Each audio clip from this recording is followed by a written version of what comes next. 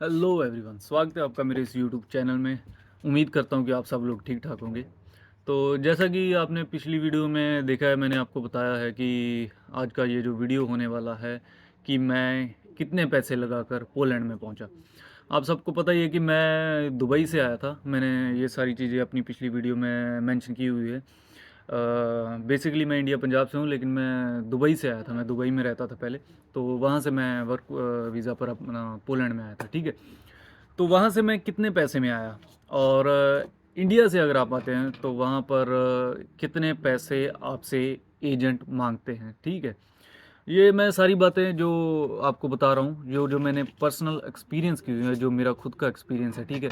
मैं आपको वही चीज़ें बताऊँगा, कोई भी एक्स्ट्रा बात आपको नहीं बताऊँगा। तो मैं जो था दुबई में, मैंने जैसे कि मैंने आपको बताया था कि एक इमिग्रेशन एजेंसी थी, उनसे मैंने कांटेक्ट किया और उनसे बात की कि उन्होंने मेरा वर्क परमिट अप्लाई किया, ठीक है। उन्होंने मेरे को टोटल जो खर्चा बताया था विद वीज़ा, उन्होंने मेरे को कहा था कि आपसे हम लेंगे 8,000 दिराम।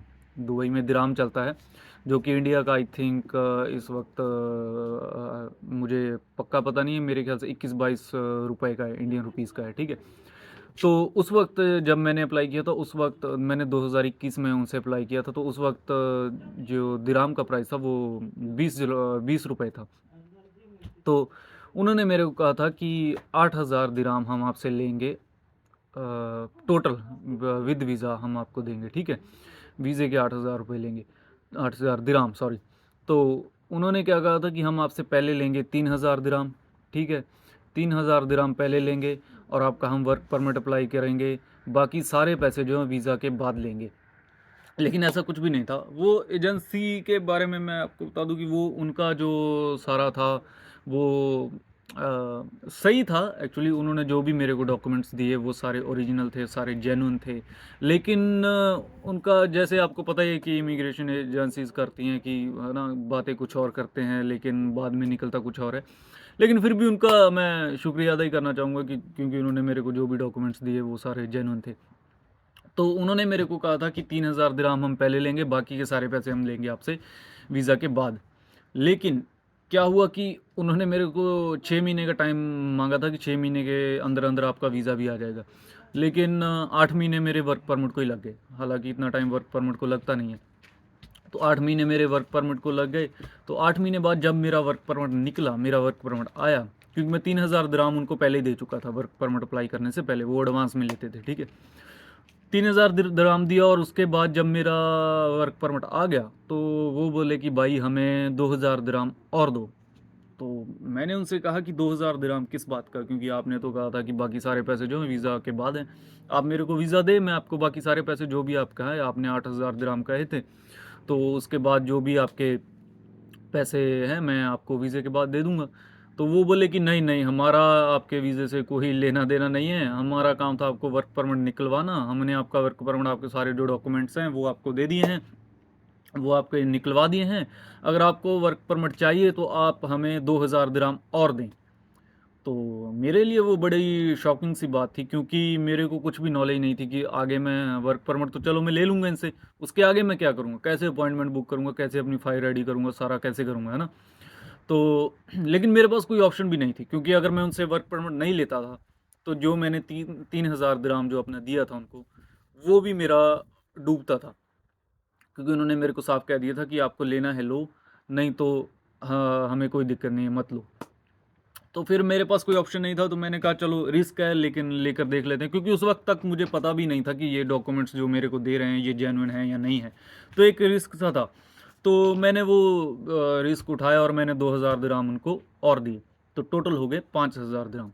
तो 5,000 दिराम में मेरे को मेरा वर्क परमिट मिला, ठीक है। उसके बाद मेरे पास एक और चैलेंज था कि मैंने अपना अपॉइंटमेंट वगैरह बुक करना है, बाकी सारी चीज़ें फाइल वगैरह मैं कैसे रेडी करूँगा। तो मैंने सारी ये चीज़ें फिर यूट्यूब से सर्च की, मैंने खुद अपॉइंटमेंट बुक किया दुबई में, लेकिन दुबई में अपॉइंटमेंट ही नहीं मिलता जल्दी, क्योंकि वहाँ पर इलेक्ट्रॉनिक ड्रॉ है। तो वहाँ पर बहुत मुश्किल होती है अपॉइंटमेंट करवाने में। तो इसके बारे में मैं फिर कभी वीडियो बनाऊंगा, एक अलग वीडियो में आपको बताऊंगा सारा ये अपॉइंटमेंट का क्या सिस्टम है ना। तो फिर क्या हुआ कि मैंने उधर ही दुबई में ही एक और इमिग्रेशन एजेंसी थी, उनसे मैंने बात की। उनका मैंने सुना था कि वो ऐसे थोड़ा पैसे वैसे लेकर वो अपना अपॉइंटमेंट निकलवा देते हैं। तो मैंने उनसे बात की, उन्होंने मेरे को आई थिंक मेरे ख्याल से 1500 दिराम उन्होंने मेरे को बोला उस वक्त, कि हम 1500 दिराम लेंगे और आपका जो है ये सारी चीज़ें जो अपॉइंटमेंट आपकी बुक करवा देंगे, ठीक है। तो मैंने कहा चलिए ठीक है। उन्होंने मेरे से 750 दिराम पहले लिए, अपॉइंटमेंट बुक करने से पहले, कि हम 750 दिराम आपसे एडवांस लेंगे, बाकी के जो पैसे हैं वो जब हम आपका अपॉइंटमेंट आ गया तब हम आपसे लेंगे, ठीक है। तो मैंने उनको 750 दिराम दे दिए। उसके बाद क्या हुआ कि एक महीना वेट किया। एक महीना वेट करने के बाद वो उन्होंने भी मेरे को कह दिया कि दुबई में हम आपका अपॉइंटमेंट नहीं करवा सकते, यहाँ पर बहुत ही ज़्यादा मुश्किल है, नहीं निकल रहा है, ठीक है। तो मैंने कहा कि फिर आप ऐसा कीजिए कि इंडिया में करवा दीजिए, क्योंकि मेरे पास कोई ऑप्शन नहीं थी, क्योंकि ऑलरेडी मेरे को मेरे ख्याल से मैंने खुद जब अपॉइंटमेंट बुक किया था तो मैं लगभग 8-9 महीने से वेट कर रहा था, तो अपॉइंटमेंट नहीं आ रहा था। तो ऑलरेडी 10-11 महीने हो चुके थे और मेरा वर्क परमिट जो था वो 3 साल का था। तो मैं और टाइम वेस्ट नहीं करना चाहता था। तो इसलिए मैंने उनको कहा कि आप इंडिया से मेरा अपॉइंटमेंट जो है वो बुक करवा दीजिए। अभी इंडिया में वीज़ा के चांसेस बहुत कम थे। दुबई में थोड़े वीज़ा के चांसेस ज़्यादा होते हैं, लेकिन इंडिया से आपको पता ही है कि इंडिया से वीज़ा के चांसेस बहुत कम होते हैं। तो लेकिन एक रिस्क था, लेकिन तो मैंने चलो वो रिस्क उठाया। मैंने कहा कि ठीक है, आप मेरा उधर से बुक करवा दीजिए इंडिया से अपॉइंटमेंट। उन्होंने फिर मेरा इंडिया से अपॉइंटमेंट बुक करवाया। तो जो बाकी का 750 ग्राम था मैंने उनको वो भी दे दिया, तो टोटल 1500 ग्राम उनको मैंने अपॉइंटमेंट का दिया। फिर मैंने उनसे कहा कि आप थोड़ा मेरे ये फ़ाइल में भी हेल्प कर दीजिए। फ़ाइल का क्या हेल्प था, फ़ाइल के तो सारे डॉक्यूमेंट मैंने खुद ही लगाए थे। आपके पास वर्क परमिट होना चाहिए, बाकी सारे डॉक्यूमेंट तो आपको खुद ही तैयार करने होते हैं। इसके बारे में भी मैं आपको आगे वीडियोज़ में बताऊँगा कि क्या क्या डॉक्यूमेंट्स आपको चाहिए।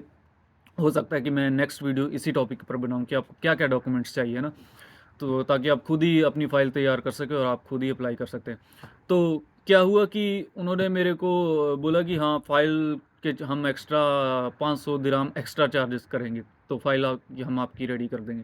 मैंने कहा ठीक है, कि मैंने फिर उनको 500 दिराम एक्स्ट्रा दिए। टोटल 2000 दिराम मैंने उनको दिया अपॉइंटमेंट का और फाइल का, और ये हो गया मेरा टोटल 7,000 दिराम, क्योंकि 5,000 दिराम मैं पहले ही वर्क परमिट के दे चुका था। उसके बाद 2,000 दिराम मेरे ये जो हो गए थे एक्स्ट्रा लग गए थे, ठीक है। टोटल 7,000 दिराम हो गया। तो उन्होंने मेरे को डॉक्यूमेंट्स कुछ बता दिए कि आपको ये डॉक्यूमेंट्स है। वो सारे डॉक्यूमेंट रेडी तो मैं नहीं करने थे। मैं इंडिया गया। इंडिया जाकर मैंने अपने सारे जो थे, मैं अपनी अपॉइंटमेंट से लगभग 8-9 दिन पहले इंडिया पहुंचा, ठीक है। इंडिया पहुंचकर फिर मैंने अपना सारा जो है जो डॉक्यूमेंट थे वो सारे रेडी किए। उन्होंने मेरे को इस 2000 दिराम में बस एक इंश्योरेंस दी थी, हेल्थ इंश्योरेंस जो करवा कर दी थी, और बाकी जो टिकट्स होती हैं, जो रिटर्न टिकट और सारी ये चीज़ें थी वो की। लेकिन उन्होंने भी मेरे को वो हेल्प करते थे। जब भी मैं उनको मैसेज करता था तो वो बता देते कि रिस्पांस देते थे। ये नहीं था कि हाँ हम आप ये हमारा आपसे ये नहीं कि हम नहीं कुछ बताते हैं या रिस्पांस नहीं करते हैं, सारा वो रिस्पांस करते थे, ठीक है। उन्होंने भी हेल्प तो मिली है उनसे भी मुझको।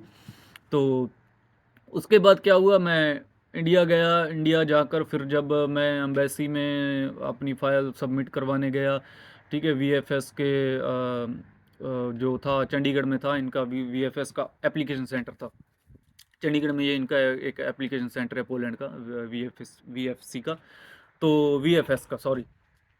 तो वहाँ पर जाकर मैंने अपना जो करवाई, जमा फाइल करवाने गया। तो वहाँ पर आपको पता ही है कि वो जो फ़ीस लगती है वो थी, आई थिंक मेरी पहली बार लगी थी आई थिंक 10 से 11 हज़ार रुपये लगी थी। वो भी उन्होंने ज़्यादा ही चार्जेस कर लिए थे, क्योंकि उन्होंने कुछ ऑफ़र वॉफ़र था सारा लगाकर कि हम आपको पासपोर्ट घर भी भेजेंगे, एसएमएस की सुविधा, वो जो भी आपको पता ही है कि वो सारी बता देते हैं कि ये सुविधा है, ये सुविधा है। लेकिन ऐसा आपको कुछ भी वो करने की ज़रूरत नहीं है। आप बस उनको कहिए कि ठीक है, बस मेरे को जो है मेरा ये जो जेन्युइन फ़ीस है वो लीजिए, मेरे को कोई ऑफ़र वॉफ़र ये सारी चीज़ें सुविधाएं नहीं चाहिए ना। तो लगभग मेरे ख्याल से 8,000 के करीब होता है जो सारा होता है। लेकिन मैंने चलो पहली बार था तो मैंने मेरे 10 से 11 हज़ार रुपये लगे थे, ठीक है।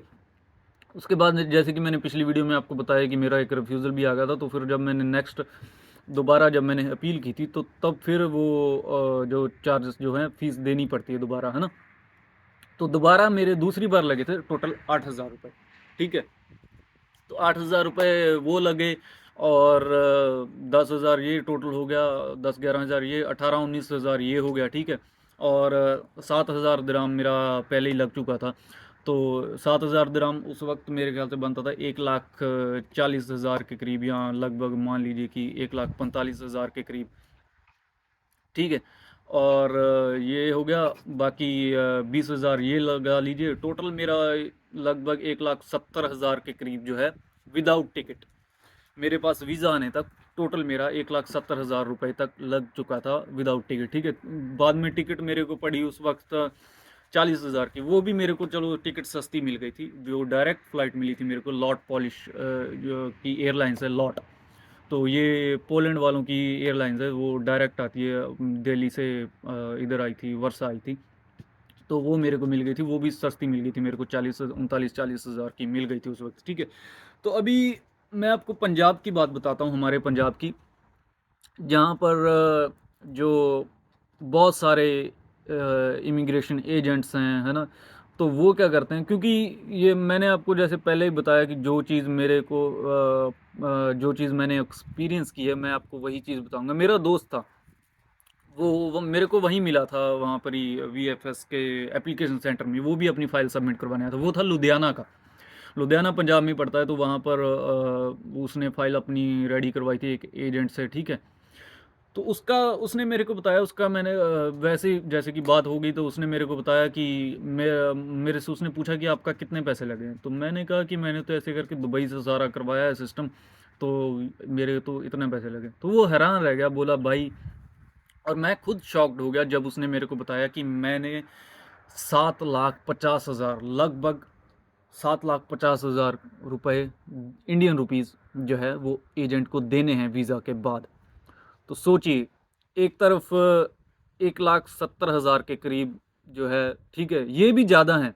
ये भी अभी मैंने भी, मेरे को उन्होंने 1,00,000 रुपए का वर्क परमिट दिया, तो उसमें से भी उन्होंने कमाए होंगे, है ना। तो उनको शायद हो सकता है कि वो वर्क परमिट है जो 10,000 का आया हो या 20,000 का आया, या हो सकता है कि फ्री ही आया हो, उसका कुछ कह नहीं सकते ना। तो उन्होंने भी मेरे से कितने कमाए होंगे। लेकिन आप सोचिए कि जो बंदा 7.5 लाख रुपए लगा कर आया है, और एक बंदा 1,70,000 के करीब जिसको वीज़ा मिल गया हो, और एक को 7.5 लाख में, तो कितना डिफरेंस है। तो कितनी ये हमारे उधर चल रही है ना, कि इतना इतना डिफरेंस, इतने इतने पैसे ले रहे हैं। और वो किस बात के भाई, सारे डॉक्यूमेंट तो आपके खुद के होते हैं, ठीक है। एक वर्क परमिट ही होता है, बस यही होता है कि आपको इधर पोलैंड में आपको कोई भी कंपनी नहीं जानती होती, ठीक है। और आपको पता नहीं होता कि आपको कैसे अप्लाई करना है या कैसे आपको वर्क परमिट लेना है। बस एक वर्क परमिट के पैसे इतने इतने ले रहे हैं, बाकी तो डॉक्यूमेंट्स तो आपके खुद के ही होते हैं ना सारे, ठीक है। तो ये सारी चीज़ें होती हैं। बाकी मैं कोई भी आपको भाई, क्योंकि मैंने आपको पहले बताया कि मैं कोई एजेंट नहीं हूँ, इमिग्रेशन एजेंट नहीं हूँ, मैं सिर्फ आपसे वही बातें शेयर करता हूँ जो मैंने खुद एक्सपीरियंस की है, ठीक है।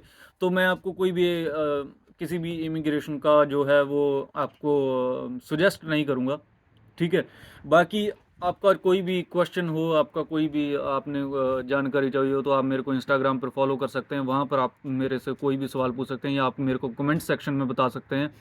और जो भी जानकारी होगी, मेरे को जब भी टाइम मिलेगा तो मैं आपको ज़रूर आपको उस चीज़ के बारे में जानकारी देने की कोशिश करूँगा, ठीक है। और बाकी अगर किसी को इमिग्रेशन एजेंसी के बारे में पूछना भी है, जैसे कि दुबई में जो मैंने खुद एक्सपीरियंस की है, ठीक है, तो मैं आपको उनके बारे में बता सकता हूँ उनका, ठीक है, कि ये एजेंसी थी या कैसे भी है। तो वो आपकी ज़िम्मेवारी है कि आपने उनसे अप्लाई करना है नहीं करना है, मेरा उनसे कोई लेना देना नहीं है भाई, ठीक है। क्योंकि मेरा जो सारी स्टोरी थी, मैंने आपको सारी स्टोरी बता दी है। लेकिन ये बात है कि इंडिया से किसी भी इमिग्रेशन से जो इतने इतने 7.5 लाख 8-8 लाख रुपए ले रहे हैं, उनसे अप्लाई करने से बेटर है कि आप किसी दूसरी इमिग्रेशन एजेंसी से, जैसे जहाँ पर आपको 1 लाख 1.5 लाख या 2 लाख 2 लाख तक में भी अगर आपको, जैसे कि जहाँ से आपको वीज़ा मिलता है, तो आप वो चुनें, ना कि वो जो आपको 7.5 लाख रुपए में 8 लाख रुपए में वीज़ा दे रहे हैं ना। तो उम्मीद करता हूँ कि भाई आपको ये वीडियो अच्छी लगी होगी। और आपका कोई भी सुझाव हो, आपको कोई भी कुछ पूछना हो या आपको कोई भी सुझाव हो तो आप मुझे प्लीज़ कमेंट सेक्शन में बता सकते हैं। और अगर वीडियो अच्छी लगी तो चैनल को सब्सक्राइब कीजिएगा, आगे भी नई नई वीडियोज़ आती रहेंगी, ठीक है। इन्फॉर्मेशन की वीडियोज़ आती रहेगी, जो जो चीज़ें मैंने एक्सपीरियंस की है मैं आपको वो बताता रहूँगा, जो जो यहाँ जो जो चीज़ें मैं एक्सपीरियंस कर रहा हूँ मैं वो आपको वो बताता रहूँगा, ठीक है। तो और ब्लॉग्स भी आएंगे, ब्लॉग्स भी मैं आपको आगे चलकर बनाता रहूँगा आपके लिए। तो अगर आपको वीडियो अच्छी लगी तो चैनल को सब्सक्राइब कीजिएगा, सपोर्ट कीजिएगा। तो मिलते हैं नेक्स्ट वीडियो में, सी यू सून।